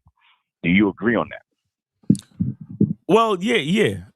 That's how it is with that show anyway. Because if you're gonna get on there, a lot of women they follow the herd mentality. I think Jay Roman mentioned it earlier, where it's like a lot of one woman will pop, and then you'll find more women that'll pop their balloons, not because they know if they're interested, but because they see that the other women are not interested. Right. Because I remember a couple months ago, there's somebody that I know. He actually went on a pineapple show and embarrassed himself. I'm like, and the reason why, the way he embarrassed himself was he went on that show. He wasn't leading. He was talking about, he's looking in futures, talking about building credit, money, and all that other stuff. So, what I want to say is this: to me, and I'm gonna say this, and I'm gonna end it right here, is that guy on the video right now that you just showed, he should have just told the woman, listen, let's talk on the back end. Let's set up a date and we go out on a one-on-one drink date or whatever the case may be, and we'll discuss more stuff. Because we in public, I don't really want to discuss too much, but we can talk more on the back end. Right. That's what he should have said. And if he had game, I guarantee you that some of those girls would have probably been receptive to him. A good number of women would be receptive. Right. Yeah, I mean, there's a lack of confidence with that guy in general, So yeah, definitely. Right. Because I don't know if you saw the episode 80. Did y'all see episode 80? No, I don't really watch that show. I just caught on to this. Like I said, my lady caught this. She caught this clip and she put it on her story, and so I got it from my chick. What? The way, if you watch, when you have a chance, watch episode 80. Some of these guys that go on the show, right? You're gonna see these women. They look. I can tell by their body language that they're interested in those guys, but they're just not making it obvious. because they on YouTube, or the case may be, and something like that. And the reason why I say this is because you have to understand that women is not going to be truthful to you in public. It's not just YouTube, in public, period. And if you have game, you will understand that. And that's the reason why real men don't go on the show. Thanks for taking my call. Yes, sir. Appreciate you, Moses. Thanks for calling in, bro. All right. Thanks for supporting the show. And like I said, you could call back 803. You could call back. The number is 844-672-7300. Go ahead and call in, guys. The calling lines are open. 844-672-7300. So, and let's get back to number 2, guys. And again, there we go. Take the call. Okay. There we go. All right, we got a DC Touchmaster. What's going on with you? What's up, fellas? Mr. J. Roman, K. Zagan, Mr. Miles Cunningham, and Coach Justin. What's up? What's up, man? How you doing? I'm great. What up? I looked at that and it's like I be saying the same shit y'all say before y'all say it. Just looking at the video. I just told somebody, look, somebody was in the room watching this with me. I said, look, anything but a yes is a no. All right? Anything but a yes is a no with me. So that dude, like you said, never had that happen before. And any man out there that goes, is conversing with a woman, anything but yes is a no. And a lot of people will be disagreeing with it. Like a long time ago, I said, yeah, I give a woman like Miles instructions on what to wear because, it could be cold. It could be an event that we're going to. Or I just want to see it in that thing when I first met you. And some people will, especially women, they will disagree with that. Well, maybe she don't have it, this and that. I say, you know what? Y'all will get a fucking blouse from your grandmama if it fits with your pants. So shut the fuck up. Women will do exactly what they want when they want to do it for who they want to do it. In this case, that guy, he had no clue what was going on.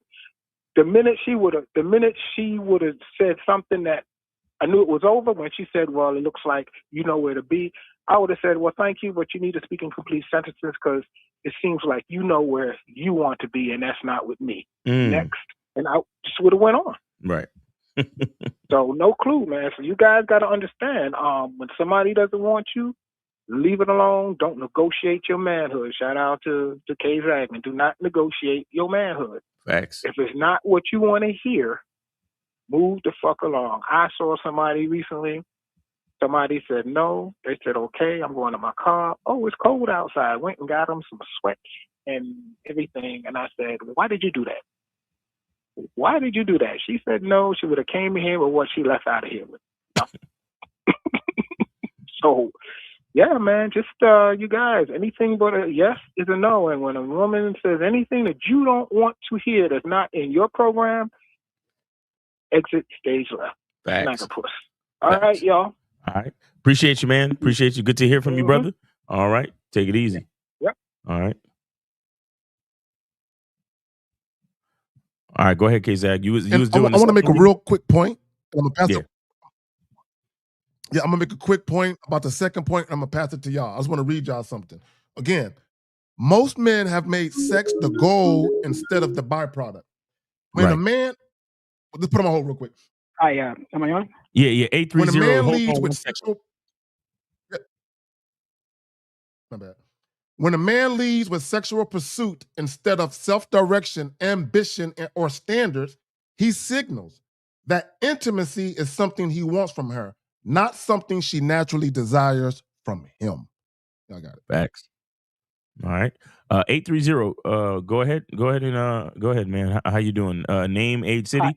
And Hi, you're on the Manhood is a Skill Set show. Yeah. Hi, this is William from Texas, Austin. Okay. I'm calling in because a couple days ago I found a video clip of a couple on YouTube.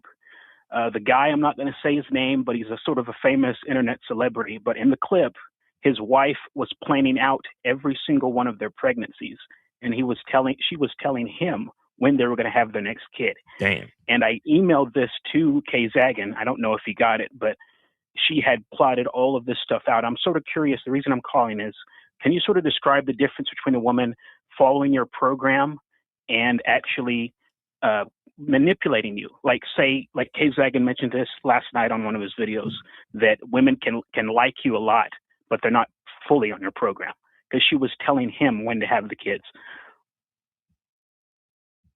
Yeah, go ahead, guys. Okay, so real quick. So in that case, that's not necessarily manipulation on her part because she's telling him what to do. She's telling him how she wants it. See, here's the problem, right? If you're not leading, the woman is gonna plan her life and just include you in it. Okay, listen to what I'm telling you. If you're not leading, the woman is gonna plan her life and include you in it where it's convenient for her.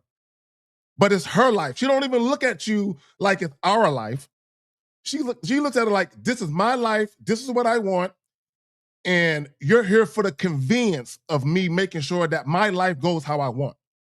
When you're the man, you're like, nah, this is my life. If you want to be a part of my life, this is how you're gonna move in it.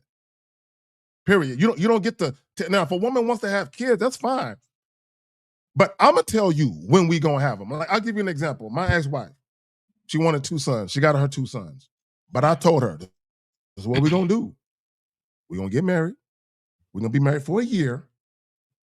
And if everything is as it is right now, then you'll have your kids. I'm not letting her, you're not planning anything. You can tell me what you want. And if I feel like you're worthy of that, I'll give it to you on my motherfucking timeline, not yours. Yeah, I got it. Thank you. Appreciate it. Yeah, it's not manipulation. It's just basically him being on her program. And that's as simple as that.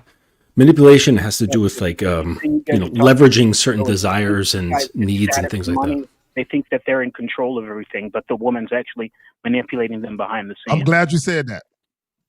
I'm glad what you did he said say? that, caller. Real quick. What did he say, He Zach? said when they have status and money, they think they're in control. Mm-hmm. And you're not.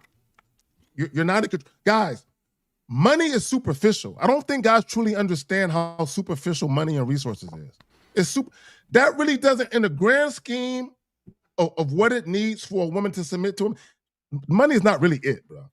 It doesn't. Money No, is because money will not break. It will not peel the layers off of her heart. It will not delaminate her spirit. It will not bring her to her feminine core. Your looks will not do this. Your wardrobe will not do this. Your billions of dollars will not do this. It's something that originates within you as the man. Being famous won't do it just, no, none of that stuff. Like, those are great things to have in your life if that's what you want, but it's not going to break a woman down to the point where she like reverently kneels from her heart. It's not going to do it. And the thing is it's a sad reality, but a lot of guys have never experienced that. A woman behaving in this way where she is just like, oh, fuck me, who are like, I have no other choice, because it's such a puzzle piece matching sort of thing where I just must kneel, right? From her heart, whether it shows up literally or figuratively, it doesn't matter. But, and they've not experienced this before. So they think, okay, if I do these things, then she'll be with me, but being with you doesn't mean anything, right? So just because you get women doesn't mean you get women, right? Doesn't mean you actually have them or understand them. Right. Real quick. There's an interview. Hold on, caller, real quick. Caller, real quick. More interest. Sorry. Caller, real quick. No, it's not your fault. There's a delay. It's not your fault. Just real quick, and I'll pass it right back to you, caller. There's a video on YouTube, and it's ex-NBA basketball players or ex-NBA guys. And they're talking about what really happens to a lot of NBA players who have girlfriends and wives when they're not playing anymore. A lot of those girls and wives leave. Mm-hmm. They leave. The guy still got money. He still got money. He's not making as much as he was, but he's still a millionaire in some cases. But they leave. And the reason why they leave is because they wanted the lifestyle. I'm not the girlfriend of this superstar guy anymore. I'm the girlfriend of a retired guy. I don't want that. Mm-hmm. So that's what status does to you, is the women are there for that status. If you are a retired NBA player, the status is gone. You're not playing anymore. Come on, man. Yeah, I got it. Facts. Yeah, go ahead, caller. Yeah, so what I was getting at is, like, say, Cario mentioned this the other day, with medium interest women, that what they'll do is they'll show you enough attraction, like, because a lot of these rich guys don't know how to talk to women. And so they're finding women that will give them a more attraction than the previous woman. And then since she is her type, he wants to lock her down. Yeah, that'll happen. There's a lot of manipulation that goes on, and if the guy doesn't have enough game, and if he doesn't have a program, he doesn't have a masculine identity, they'll let these things happen. Like even K-Zag was talking about with the NBA guys and any athlete really, because a lot of the reason why we talk about the folly of looks, money, status is that when it's looks, money, status, you got to remember that that's what the woman is attracted to, not you. So the reason why the athletes have these wives for their entire career is that these athletes are not home most of the time. So the woman gets to enjoy the looks, money, and stat. And when I say look, not the man's look, but the look of the lifestyle that comes with being an athlete, right? So they enjoy the looks, the money, and the status of being with an athlete. But when the man retires and he actually has to come home and be an actual husband to the woman, she doesn't want that shit because she never liked you in the first place. She never liked the guy in the first place. You see what I'm saying? And that's why the women leave. And that's what we talk about when we talk about game and a masculine identity and really knowing who you are and, leading with that, like the girl said in the video, coming in, the man learns the woman when she gets acclimated to his world. But if you haven't constructed your world, if you don't love yourself enough to having, designed your own life and doing things the way you like it. See, the problem with so many guys is that they don't even know the way they like things because they're waiting for a woman to come in and tell them, okay, whatever the woman likes, and then I'll do what she likes so I can have sex with her. Because deep down, I don't really care about myself, and therefore I don't care about how or what I like. So I'm just waiting to find a woman to ask her what do you like, woman? And then when a woman says, yeah, I like A, B, and C, and then the man does A, B, and C. But then ultimately, these type of relationships don't last. And sometimes they can become very dysfunctional because you were lying in the first place. You understand? You weren't being honest with yourself. So you start off from a dishonest place. And then as you go further, it only grows resentment. It only grows, more disingenuousness, a lot of lying, a lot of dysfunction, then sometimes that leads to arguments and, abuse and all this other shit. And so, this is why the masculine identity and knowing who you are and having a program, designing your life. And then after you construct all of these things, then allowing a woman to come into that, and let her remember, like the girl said in the video again, she said, you're the initiator and I have to learn you. So let the woman come in and learn what she needs to learn. Yeah. And these guys avoid it. I'm going to say before I let you guys go, but when I was younger, that was a closet case of me. I was afraid to tell women what I wanted. And that just led to manipulation. And I realized if I rip the Band-Aid off and tell the woman exactly what I want, all she can do is say no. Exactly. Yep. That's right. That's it. I think a lot of I was just going to say that, like the thing that just to dovetail off of what Miles was saying is that one thing is that a lot of guys, if they have something of themselves, they hide it because they're afraid that, like, oh no, she's going to criticize the fact that, like, I collect Pokemon cards or whatever. I know tons of adults who collect Pokemon cards. They have cards worth like many, many thousands of dollars. You know what I'm saying? It's an investment tool. Not like, oh, let's play. And some of them do play. Like, who cares, But they'll hide that. And or they don't have anything to hide at all. Right. They're like a nothing. They're part of a job and then that's it. No hobbies, no interests, no personal education like reading or doing things that are outside of the normal purview of a regular day. There's nothing there. There's no like personal growth or depth being developed. So many guys have zero hobbies, right. And going to the gym is not a hobby. I think that as we were talking, especially caller when you was mentioning, was it a buddy of yours where the wife was saying that she was? No, this was a YouTube vlogger, a celebrity. Okay. Well, sometimes guys are lazy. They don't want to do the work and consistency, so it's a relief for them when their so-called person, those are the type of people that call them person, will make plans. The only thing that happens in the long run is when that woman leaves them, now they have an excuse and a complaint and everything. Oh, she left and I gave her everything. She wanted this, I gave her that. She wanted this and I gave her that. The thing is that he wants an easy life without making decisions. But when it doesn't work out for him, now he has something to complain about instead of being the person that's making the decisions and building the life. And so you'll have guys complain later on because she left. But if she never left, he would still be sitting there being in a sucker role, still being a passenger in his own life, still letting her make a whole bunch of decisions.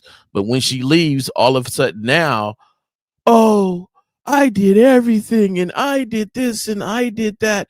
Really, you were letting her make all the plans. As long as you were there next to her, you was cool. A lot of these guys, because they got that pretty woman, oh, I'm cool.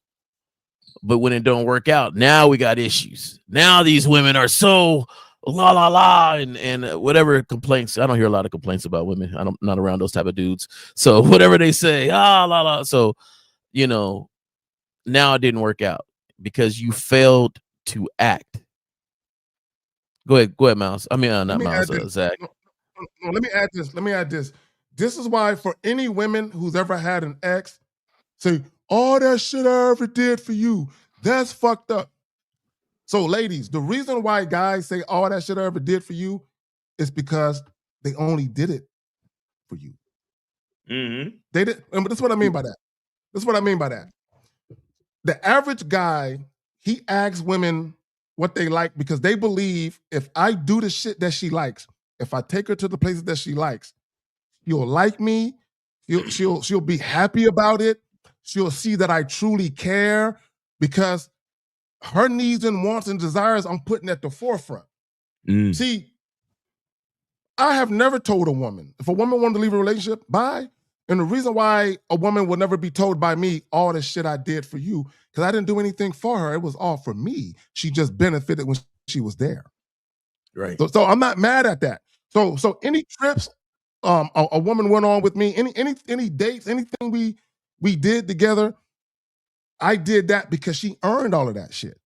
So when the relationship is over, she earned all of that.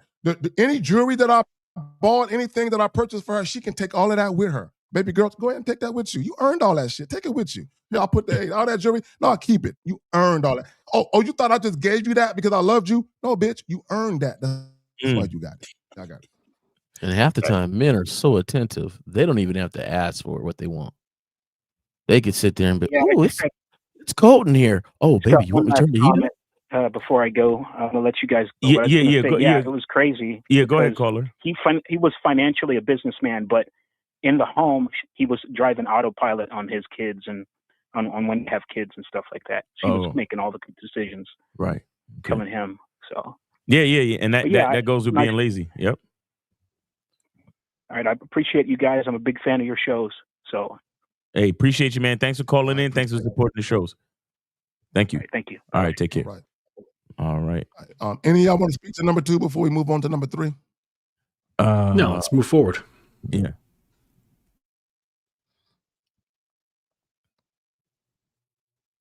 Right there. Men let women set the tone, pace, and terms.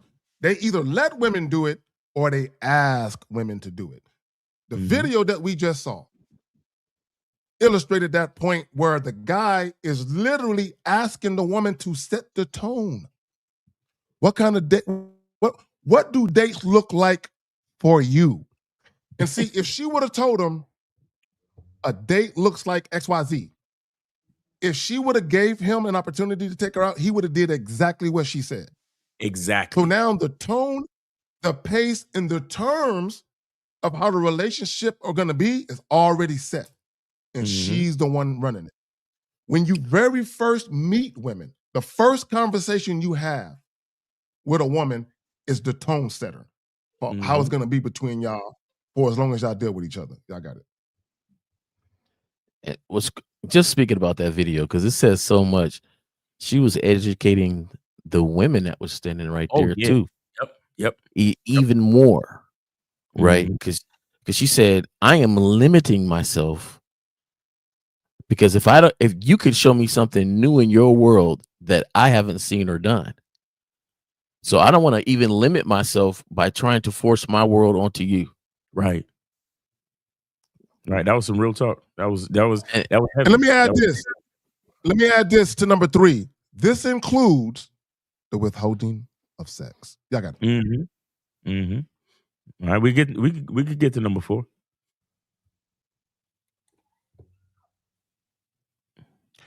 Insecurity ruins magnetism. The sexual magnetism gap. What does that mean? What does that mean that insecurity ruins magnetism? What does that mean? If you're an insecure guy, if you lack confidence, you're not gonna have sex appeal. You're not gonna be the kind of guy that women be like, "Oh, girl, he can get this." You're not gonna be that guy. So if you pay attention to how the average guy is in our society, I would venture to say, gentlemen, that the average guy is way more insecure than men have ever been in the history of this planet. Like right now. Yeah. Like men have never been this insecure. 30 years ago, men were not this insecure 30 years ago, 20 years ago. It's worse now. So what's happened? This is what's happening. The amount of eligible men who would actually be the type of man, husband, or whatever, right? The guys who women actually want to fuck, they're few and far between compared to the rest of the guys. But y'all got it. Yeah, the thing about insecurity, what it is doubt. Okay. And the reason why doubt ruins magnetism is because for magnetism, like if you look at magnetism, it requires opposing poles, right? A polarity on a magnet, on a battery, on the planet Earth. It's all the same shit. Mm-hmm. So those poles they're fully defined. They are not doubting their position. They're not doubting what they are. Poles and saying, geez, am I sure I'm a positive or negative pole? Right. It is and concluded in what it is. And so the same has to be with the man. Like if he has doubt, then he can't really reside in any kind of pole because he's flexible. He's willing to shift and alter his presence to kind of fit with what she does. But the funny thing is that the woman, she is either going to be a fixed pole herself or she's going to be mutable. And if they're both mutable, then they're constantly just shifting around each other. And the girl's going to be like, can you just give me something to fucking hang on to, please? Right? Something solid to latch onto. And if she's fixed, well, then she's going to be, a bit more grounded. She's going to be, masculine, so to speak. And she's going to fucking own the guy. And she's going to get disgusted and either use him and then toss him or just toss him away because she's just like, this is beneath me. And then he's going to call her a bitch when really it's his own fault. So really the magnetism being ruined is due to self-doubt. Yeah. Yeah.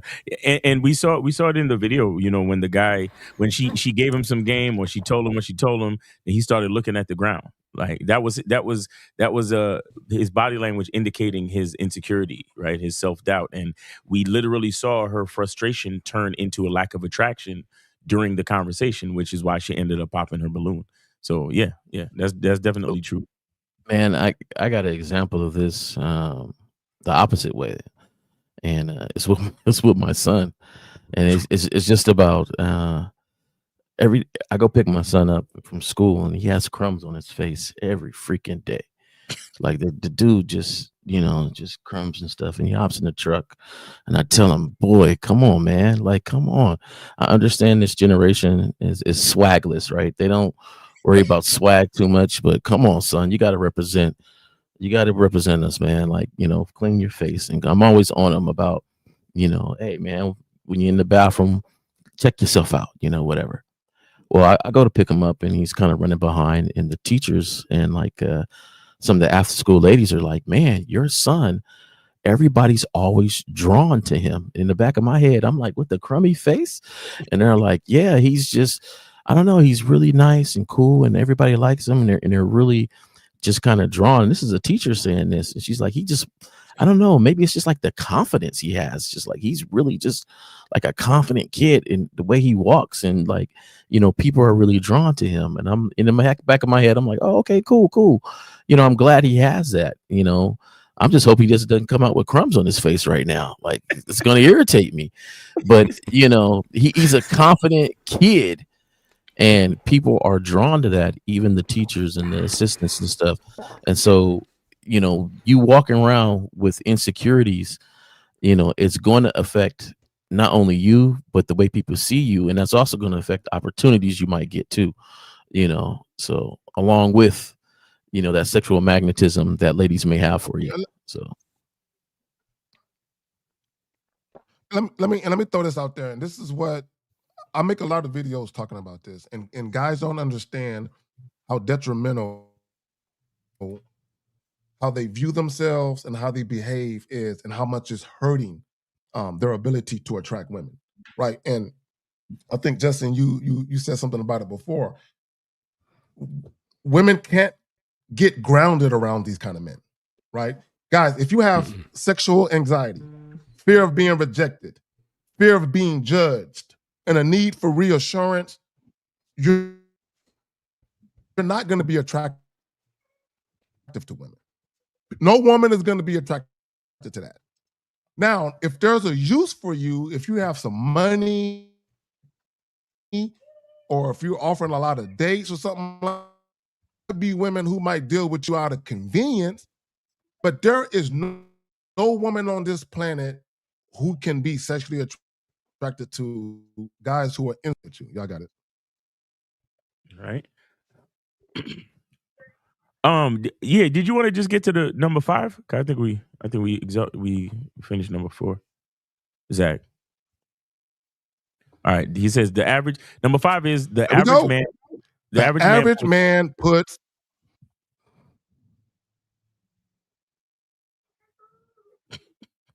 Okay, I'm gonna go ahead and read it. The average man puts women above himself. Yes, I mean we talk about this all the time. Men pedestaling women, and again, when the guy was asking her, what does a first date look like? And she said him multiple times, like, I would ask the man what he wanted to do, and I would want him to plan it, and I would realize that I'm stepping into his world, and again. A lot of guys don't realize that putting women in a leadership position is you putting them above you, and you being so focused on their comfortability is you putting them above you. We have to understand this. As men, a part of natural masculinity is making everyone around us comfortable. And when I say comfortable, it's not just all about like things being cushy necessarily. Like everything doesn't have to be soft and cushy. But when I say comfortable, what I mean is effective enough for others to thrive around us. So that means we have a wife, right? We put her in a home. It's secure. And the reason why it needs to be secure is so when we get her pregnant, she can be safe. She can feel safe, so she can that 9-month process of bringing life into the world. And then once the life comes into the world, then she's safe enough to nurture that life. And then, so this is what we do as men. We create structure, we create protection, we create so many different things. And so when you sit there and you ask a woman, what does your first date look like? It's very counterintuitive. It's ridiculous. Return to manhood. He says, Kazak says, most men would never experience genuine femininity's a submissive woman, not because women don't want to be feminine, but because the average man never inspires it. Exactly. Exactly. You keep and it's a bit of a trap, Miles, too, because by simply wanting them to, you prevent it from happening. Yes. That wanting is the problem, okay? Because that automatically puts you in a submissive position, okay? And it's kind of like if you guys seen that movie Kung Fu Panda, and the Shifu and Oogway the turtle, they're talking about Po, and he's like, Po, he's a piece of shit, he's fat, he's stupid, he's like, how can he be the dragon warrior? And Shifu was trying to make his every day a living hell so that Po would just leave. And and then what's his name? Oogway, he laughs and he says, sometimes we end up meeting the destiny on the path that we take of trying to avoid it. And so that's what these guys are also doing. They're like in their pathway to try to get to the feminine woman or get her to be feminine. They actually end up preventing that from happening. Facts. Real talk. So, go ahead, J. Roman, if you got something. No, that was me. Yeah. So yeah, the fifth reason, of course, is men put women above themselves, and we got to stop. Again, I was trying to make the point. I was trying to bring it back around. We have to understand that the comfort that we think that we're seeking to provide is already built into our nature as men. So that means expressing your masculine identity from an authentic place means it literally means a woman's comfortability. But the problem is finding the right woman, meaning the compatible woman. Shout out to Chip Burner for the $4.99 super chat. He says feminine women got it the hardest in current dating era. You might be right. You might be right. Because we see how that woman, she was literally trying to teach this man, guide this man. She was trying to guide him into masculinity, and he still couldn't get it. You understand? And once a woman has to do that for a man, she automatically loses attraction for him. We have 862. You're on the Manhood is a Skill Set show. Name, age, city. How can we help you? Justin, 37, Houston. All right. Yeah, I just want to tell y'all a quick story, man, because you guys are talking about insecurity and also having your masculine identity. Yeah. So yesterday, man, I went to the club. I'm from Jersey. I just moved down here. I went to the club, and like, you know, a lot of people down here have a different swag than I do. Mm-hmm. I like to wear my hat like to the front, the bill to the front, but tilted to the side a little bit. You know what I mean? So I went to the club like that, and you know, I got a couple of comments. Like, I was probably the only person in, not the club, like the bar. I was probably the only person in the bar like that had that kind of swag. And you know, I get some comments like it was weird for some dudes that they'd be like, oh, somebody would call me slime. Like, somebody would say, oh, my hat looks like from the Negro League. I'm like, dude, it's a mess hat. Like, listen, I don't drink Country Time lemonade. I don't put molasses in my sweet tea. I don't shovel manure. I'm from the tri-state area. This is how I swag. This is the way I like to have my shit fitting. You know what I'm saying?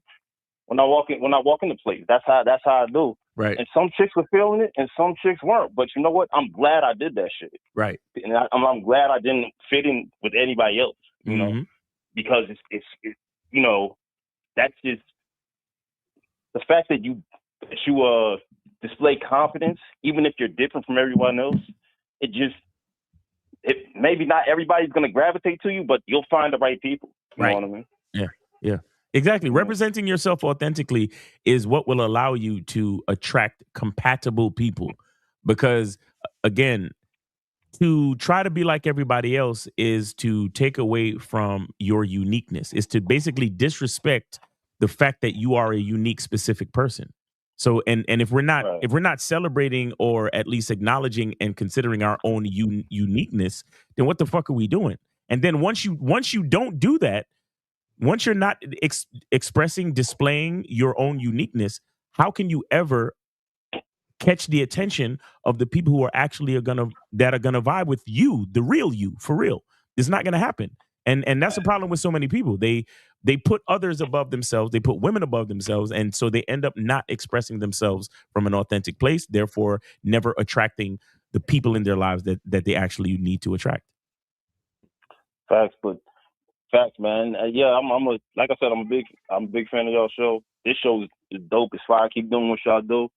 But yeah, thanks for taking my call. Yes, sir. Appreciate you, man. Thanks for calling. Appreciate you calling, man. Appreciate that. Yeah. So something really brief to recognize is that a lot of guys, or I would argue that every guy who's hetero, right, would like to have a woman yield to him. How can she yield if he already has? What's she going to yield to? What is she? Right. You know what I'm saying? It's like water on a stream yields to the shape of the bank. It yields to the rock that's in the middle, right? The stream is going. You take a big boulder, you put it down in the middle of the stream. The water's going to go around it. Okay. What happens if you take a pitcher of water and pour it into the stream? Nothing happens. Do you know what I'm saying? Something has to be more solid and more stable in order for that water to change its direction or change its shape, right? So either you scoop it into something solid, or you put something solid in its way, or you build the banks to change its direction. But that can only happen if you don't put it above you. Right. Exactly. We got 980. Miles, can you put him on hold real quick? Okay, hold on. 980, just hold on for a second. Okay, let me just say this real quick about women submitting and all that. Guys have to remember that when women are dealing with you one-on-one, all of that social shit go out the window. None of that shit matters. When you're dealing with women for real, there are forces at play that are psychological and biological that really determine how she shows up for you. All that, let me say the right thing and do all that social shit that people do, bro, that shit really don't matter. There's shit way deeper than that at play that can literally determine whether or not you have a fruitful dating life or a fucked up dating life. Y'all got it. Caller, let me see. 980. You are on live on the Manhood is a Skill Set Show. Name, age, city. How can we help you? Israel 26, Georgia. What's going on? What's going on, Israel? How you doing, bro? I'm doing good. I was just recovering from, a little cold, but now I'm back better, 100%. I'm glad you guys did this topic because Kay Zagan and Lucario touched on this yesterday with the show about, and I'm glad you guys did this topic because that Michigan State coach, basically all these 5 things that you guys listed, that coach basically, broke every one of those, or actually put that woman above him instead of focusing on getting his millions. Not to mention that he actually was operating off pure emotion, because shout out to Steve, where he talks about how the emotional male makes excuses for the fact that they're not shit. Mm-hmm. So that's pretty much also what a lot of these guys do. And I think it was the 3rd or 4th rule where Kay Zagan says that it's the insecurity, like, the fear of rejection. Guys, the thing is that, and this is why I love history, but also nature, the natural order of things, is because all this, whole thing about, women want you to be a soft gentleman and, tamed and super respectful. And that's all bullshit because, when I look at nature and history, right? And I was driving around the other day and I'm like, yo, all these luxuries, I said, this is the power, like, all this is manpower right here. There's a reason why there's a term manpower, because all this shit, the luxuries, the roads, traffic lights. You think women actually did this shit? Like, majority of women actually did this shit? No. Like, if you, as back in the day, as a man, if you had to get up and hunt regardless of how you felt, and if you didn't hunt, you didn't get to eat. Right. So if you're afraid to, go out and approach women, automatically, biology is always going to override, sociology. So if a woman senses that you're afraid, guess what? Then she's not going to want to even fuck with you, because I remember the other day, I was at the mall, right? And, some loud sound went off where people thought it was gunshots. And you know what I noticed? Like, a group of women actually curled up behind me. So mind you, I'm just there, even though I know that it wasn't anything serious, but I was aware of what's going on. That right there shows that women can walk around all badass. They can get on these podcasts. They could say men this. They could complain all day long, but let some shit go down or let shit go back into the dark ages. Guess what? They're going to run behind the real niggas and actually fix up real quick. Right. And then also, too, what I want to add is that since next week, Thursday, is going to mark 4 years of being with on the masculine and bad boy membership, and then it's also going to mark 2 years of being under Kay Zagan's coaching. And what I've realized is that being lazy in the dating game is not going to serve you well. Like, you can make all the excuses. I've been through all the, trying to get my looks, money, and status up. And let me tell you guys that are new or still thinking that the looks, money, and status is going to save you. Trust me, it's not. Like, I'll share this one last thing. I remember I was 22 at the time. This was like 10 months before I got on the memberships. Mm-hmm. And this was the speed dating event that I went to. Mm-hmm. Long story short, All right. It was me and two other guys, and this one Irish guy, he was like in his late 60s. Turns out that the chick, and mind you, she was on paper a quote unquote IG baddie, and when she called out his number, guess what? I realized that it's because he didn't agree with everything she said. Like, because I remember trying to answer questions just to get in her good books and, like, you know, say, oh, if I like the same things, right, then, you know, she'll choose me. But guess what? You know, a G move that he pulled? Because after, you know, we revealed ourselves, she's like, oh, I thought it would have been you. Because, you know, initially, she basically told me that, oh, I was the good-looking one out of all of them. But guess what? That's when I look it back. This is why looks doesn't matter. It's all about the behaviors and the attitude. Shout out to Kay Zagan. Right. And you know what he did? Mind you, when the lady or the host of the event, you know, gave the Irish guy and that woman, you know, a pass to go Axstone, he pretty much just said, here, take this, and walked off and left her speechless. Like, she's like, wait, what? So pretty much he was like, yeah, I'm not interested in you. Even though she was interested in him, is because he had a masculine identity. And when he saw her, he was like, man, I don't even like this chick. Like, you can't even fuck with me. Like, I'd rather go home and just chill by myself. Like, he literally walked out of the event and he just basically tossed that coupon back. So that moment right there, I won't ever forget. And this is why trying to be agreeable with women never serves you. Because anytime when I used to talk to women and they would ask, well, what's your relationship with God, or, you know, career, or this, that, and the third, I automatically know it's over. There's no sexual attraction. But when I talk to women and their voice becomes softer than mild shea butter, that's when I realize, okay, yeah, there's, you know, some possible sexual attraction there. And when I push the envelope, then, you know, I get to see if, you know, she reveals that she is or not. So Right. that's all I wanted to share. Right. Hey, appreciate that, Israel. Appreciate that, brother. And thanks for being on the memberships and getting coaching, man. You know, just keep going until you get what you want out of this, man. You got to keep putting in the work. You got to keep putting in the work, yeah. and then until you get what you want, and that's what it's all about, man. But we appreciate you, brother. Thank you for your support. No, absolutely. All right. Absolutely. You know, And the game is for life, Miles. So I'm going to keep going till the day I die. Facts. Yeah. Go ahead, Justin. I was just gonna say that caller, he said something really key. It said something about like the being annoyed by the girl, you know, and like, oh man, I don't want to deal with that. Yeah, truth be told, like all girls are annoying. There's just ones that are less annoying than others. Facts. Right? And so like even that girl in the red dress, okay, she annoyed the fuck out of me. Okay, but she annoyed me less than probably any of those other girls on the panel. Right. You know what I'm saying? Like exactly. I have to tolerate all of them. My girl, she breathes my air. She thinks my thoughts. She's annoying. Okay, but she's the least annoying girl. That's why I allow her to stay around. Because if I can say shut up or go do something else or do this, do that, she'll be like, okay, right? And you know, but that's the thing, man. You guys got to realize, like, these chicks are annoying. It's like having like a pet chipmunk. You know, like if you've ever had like a small rodent pet or like a hamster or something, but getting on your nerves. Yeah. And those hamsters stink, man. Appreciate you, man.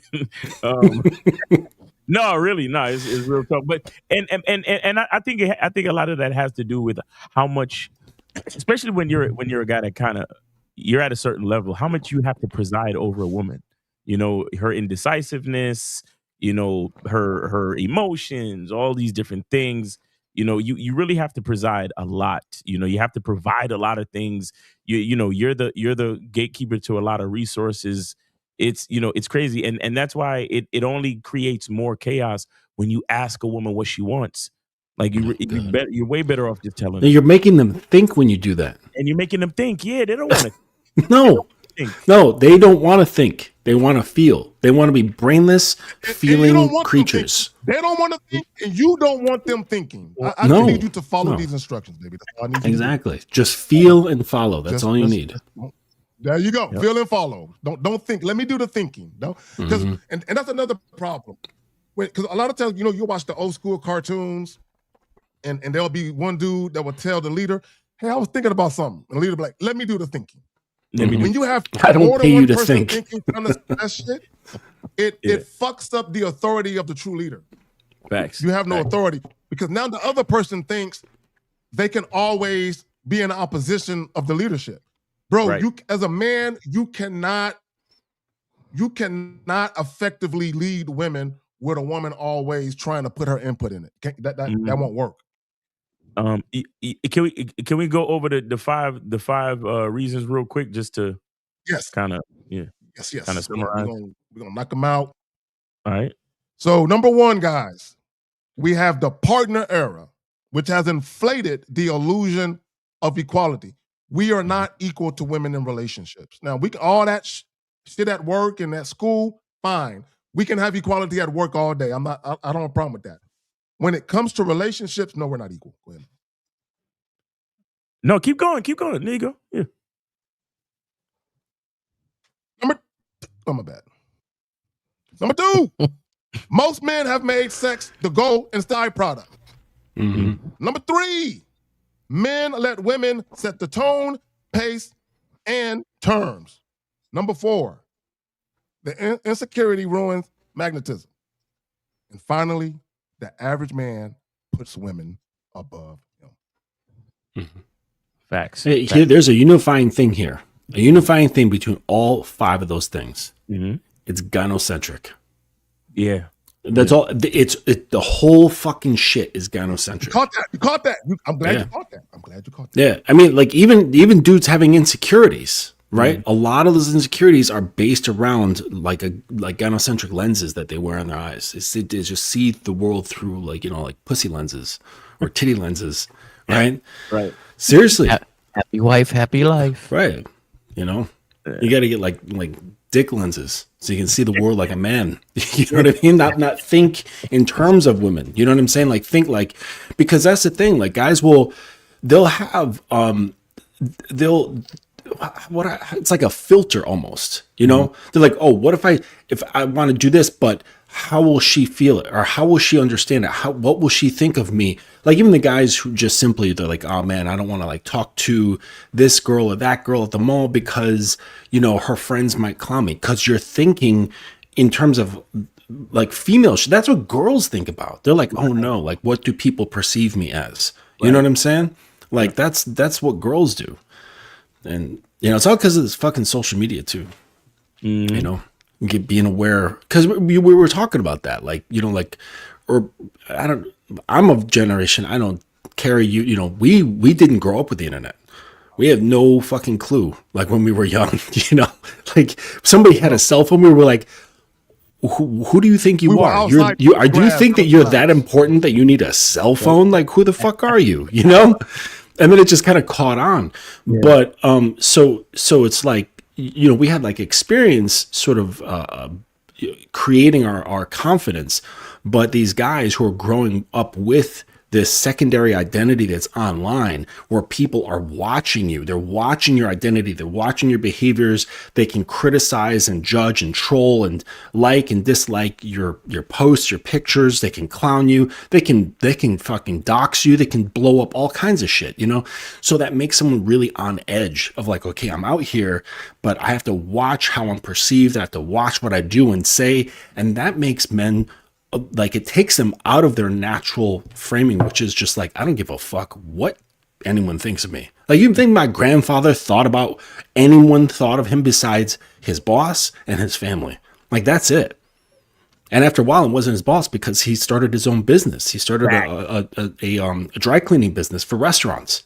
So that was it. He didn't give a fuck. You know what I'm saying? But now these guys are like, oh man, with that extended awareness. It's like guys got to get the fuck offline, especially young men. Yeah, fact. Yep. And so Mr. social Sharp, media, that. Yeah. Go ahead, Zach. Yeah, it's Mr. Sharp. He says, so you're saying we should ask her questions to see if she meets our standards instead of being sexual with her. I think he's talking to you, Zach. He said. So I don't ask women questions, bro. Like. Why would I ask a woman a question? I don't ask women questions. There's nothing I need to ask a woman. So, and then repeat what you said. Ask her questions to see if she meets our standards. Well, all I got to do is give an instruction to find that out. That's all I got to do. We can start off real simple. Take out your phone, put my number in it. Any hesitation, she don't meet my standards. I just walk off. And let me just say this, guys, normalize just walking off in mid-sentence. But y'all got it. This is where I say that start using your own vision, right? Start deciphering, interactions and things like that. You don't have to ask anything. You can just see. You can see these things, and you got to learn how to decipher what you're seeing. If you say, "Hey, I'm gonna pick you up about 7:00. I'll be there. Be ready. Let's go have some fun." You get there, she's not ready. You're sitting around, you're waiting 20 minutes. Oh, please, just give me 20 minutes. Just give me 5. Okay, you don't respect my time. I don't know if you're used to people really picking you up on time, but this is ridiculous. I'll give you this one time, but I can't have this happen again. Right? Yeah. You didn't have to ask her, "Hey, are you a timely person?" No, you didn't have to ask her that. You just observed it. Because if you did ask her, she'll say, "Yeah, I'm a timely person. Yeah, I don't have to make anybody wait for me. I'm normally ready." And then you go pick her up, and that's not the case. So you guys will ask questions, take the answer as give all and be all, but yet you see her doing something different. Go with what you see. You ain't got to ask a lot of questions. Go with what you see. Facts. Yeah, and that's something that I talk about on the Masculine Identity membership with my guys. We talk about understanding how to give instruction and make observations, and how to lead the conversations that way. You understand? So, guys, if you guys want to get into that type of game, make sure you join us every Monday night on the Masculine Identity membership Zoom calls. Every Monday 11 p.m. You got to be a part of the membership, so go to masculineidentitymembership.com to be a part of that. But yeah, man, you got to know how to make observations, and this is why we suggest you get your exposure up, your exposure therapy up. Get out there, talk to women, engage women socially. You don't have to try to get every woman's number. You don't have to try to fuck every woman, but the point is to get out, and not just women either, but the point is to get out there and speak. The point is to get out there and learn how to express yourself, learn how to deal with people, learn how to carry a conversation, learn how to lead a conversation. It's very important. They say the closed mouth don't get fed, right? The squeaky wheel gets the grease. A lot of times your life could be so different if you would have just opened your mouth and said something. You could have got a discount. You could have got offered a job. You could have got a business opportunity. You could have met somebody that, put you in position to do something great for the next phase of your life. You never know. You understand? But just sitting there on your phone all day, or, playing video games in your basement, it's not going to get you nowhere. You understand? Whether you're trying to get money, pussy, status, looks, whatever the fuck you're trying to get, is not going to get you nowhere if you don't know how to talk to people. Yeah, that's right. Absolutely. Right there. And Miles, you said something. You said talk to people. A lot of people don't understand what it means to be relatable. A lot of you guys, when you meet women, they can't relate to you. There's nothing personable enough about the interaction for them to sink their teeth into, or at least have some genuine curiosity about. Right? Guys, this whole looks, money, status, and that's another thing about the social media, because people always say, did social media or the internet ruin relationships? No, it didn't ruin relationships. It ruined people being able to go outside and experience life for themselves. So instead, they come to the internet for all their information. Right. That's a problem, right? Because a lot of times, a lot of you guys, you're getting your information from guys that are doing what you're doing, running to the internet for information. Who's out there really on the ground telling you motherfuckers what's really happening? Not because see, social media, they just tell you the surface level shit. But in reality, that's not what's really happening. There's way more to it than that. Right. But go ahead, Miles. Where can they catch you at, fam? Oh, yeah. So definitely, guys, masculineidentitymembership.com. Excuse me. If you want to get with the the Monday night Zoom calls and be a part of the membership. We got a library of content over there, as well as the members, with the Zoom calls. We record the Zoom calls, and that also goes into the library. So we always have new content on the membership. So go to masculineidentitymembership.com. And then, of course, make sure you go to cunninghamelements.com, cunninghamelements.com. It is still shea butter season. Certain parts of the East Coast is going down to 14 degrees at night, man. So I know y'all need to moisturize, get your shea butter right, moisturize your skin. Look, the other day I walked out the house without putting any shea butter on my head, and I felt a difference. I need the scalp to be moisturized. So guys, go get your shea butter, man. Go get your cologne. We got the Masculine Identity cologne, eau de parfum, and we also have the soaps. So make sure you guys go over there and check that out. Appreciate y'all. Shout out to K-Zag, shout out to Mr. Justin, shout out to Jay Roman. Appreciate being on the show with you guys. Definitely. Just for me, go to thedominanceacademy.com. If you have any questions, you can actually email me directly through the website. You don't have to go to Instagram or use email. There's a place on the site that you can email me directly.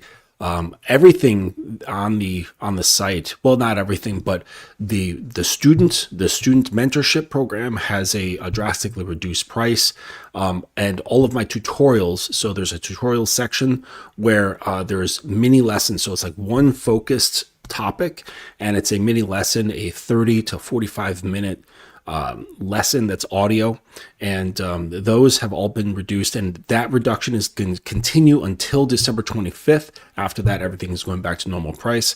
And then just keep your eye out for books. I've got they're actually a print version of How to Be a Dominant Lover that is going to print, and that will be on Amazon soon.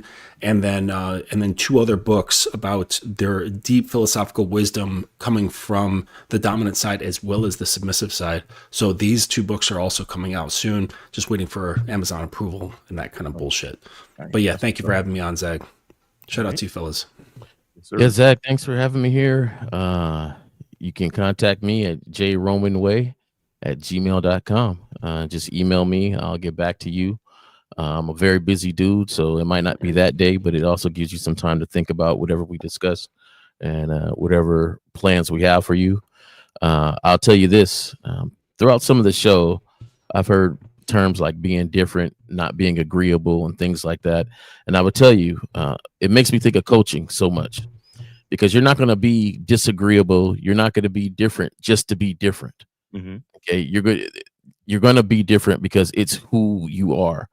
And a lot of times right now, that's kind of people are being different and being agreeable just to be it, because hey, I shouldn't be agreeing with everything she says. Well, don't do it just for that. Like, it should be part of you and your identity that you are just different and don't agree with whatever's being said and done. And I think a lot of times you guys got to get some coaching to really understand and be comfortable with that. I am not different.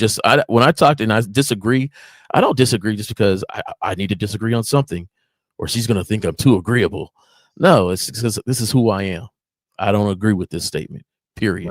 And I think that you guys really need to understand that, and to make you feel comfortable with that, definitely get some coaching.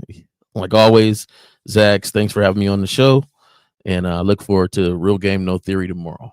Yes, sir. 12 noon tomorrow, guys. All right, cool. I appreciate y'all. Let me say this real quick, because the guy left a comment talking about men not approaching women because women have attitudes. Real quick, women are still having sex. So when guys say, "Oh, we're not approaching women no more," they're like, "So?" They're still getting dick. So the only guys that are not approaching women anymore are guys who were never getting pussy anyway. See, the guys that were getting sex, why would they stop approaching women? See, when guys say dumb shit, you're just one of those guys who are invisible to women. So women don't, guys, I promise you, women are not crying themselves to sleep at night because you're not approaching them. I promise you they're not. If women want dick, they can get it. You know what I'm saying? So you're not hurting women by not approaching them. Right? You're not really, because the men that are men are still approaching women. On that note, thank y'all for coming through. Thank all y'all for being here. We'll catch y'all tomorrow. Real Game No Theory.